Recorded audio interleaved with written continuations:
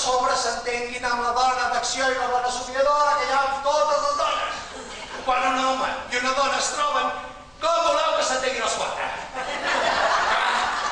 T'estimo. Saps que t'estimo? T'he estimat tota la vida. I esta casa. Però de què cony parles? I per què parles així? M'estic que anés amb compte! I força que t'he ajudat.